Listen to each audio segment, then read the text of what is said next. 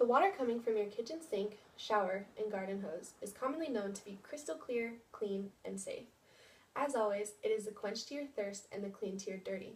But what if this same water is the cause of your aquatic friend Finny's gender change?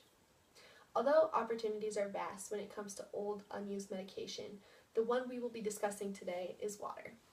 Action needs to be taken in order to ensure clean water for those consuming it and for those residing in it.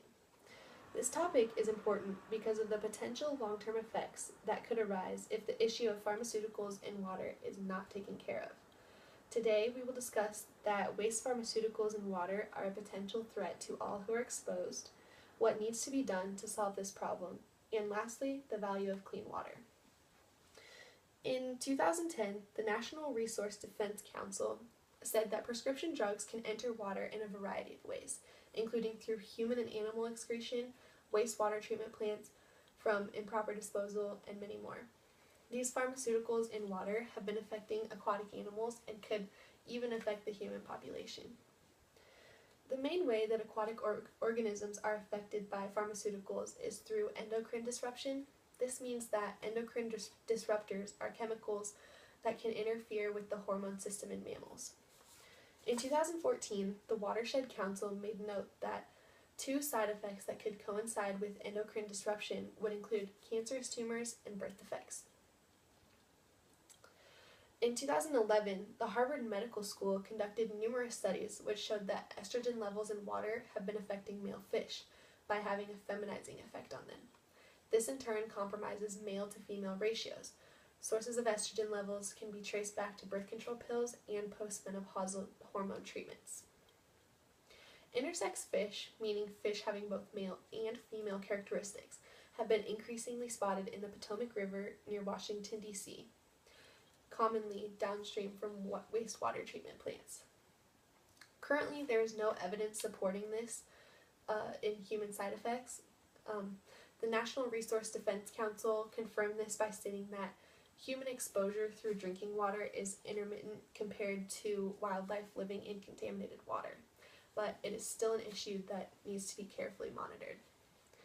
Although there is no evidence supporting this, it is imperative to solve this problem before real problems arise within the human population. With this in mind, the real question is, what is being done and what still needs to be done in order to rid waters of waste pharmaceuticals?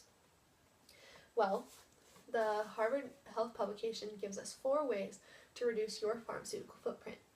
The first is limit bulk purchases. Make sure you are buying what is needed and what you know will be used. The second is use take-back programs. Third, do not flush unused medication down the toilet or pour it down the drain. This is one of the primary causes of pharmaceuticals being found in water. Finally, be cautious of how you throw medication into the trash. Although throwing prescriptions into the trash is not ideal, if you must do it, you should empty your tablets into a plastic Ziploc bag, crush them, and then add some water. You should also add kitty litter and some gravel so that it can't be mistaken for anything else. A couple of other ways to prevent contamination of water from Melanie Martin would be reduce water use, participate in cleanup efforts, and advocate for clean water. On the larger end, the National Resource Defense Council has called upon drug manufacturers to design an eco-friendly drug which is more easily digested and will be more efficient in terms of breaking down within the body. The EPA has also added 10 pharmaceutical compounds to the watch list of potentially hazardous. This will help to prevent some pharmaceuticals from slipping by during the purification process. Some may suggest that pharmaceutical contamination in water has risen drastically in recent years, so much so that water treatment plants are not yet equipped to detect many of the medications seen in the water as they are being purified for other reasons. The equipment to do this would be very expensive. Another added expense will be driving to take-back programs just to drop off unused medications, when it would be so much simpler just to flush it down the toilet. In response to this, it is expensive to recycle medication, but is even more expensive to waste, not only environmentally, but monetarily as well. Annually, Americans alone dispose of over $1 billion worth of unused medication. This is $1 billion that could be spent elsewhere for much better purposes. One big question that needs to be asked is, what is the value of clean drinking water?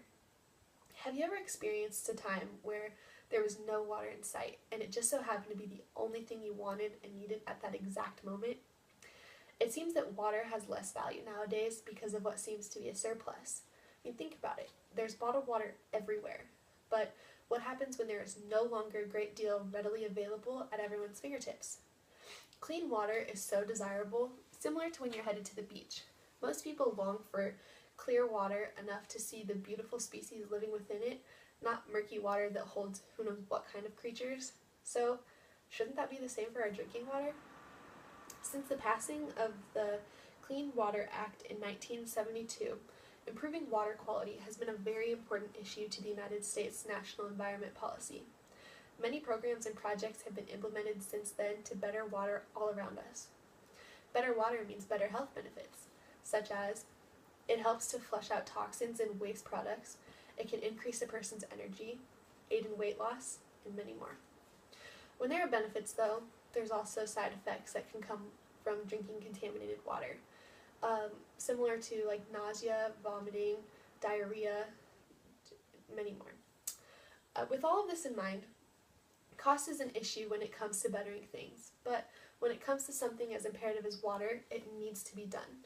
Without water, nothing can prosper, so why not do your part?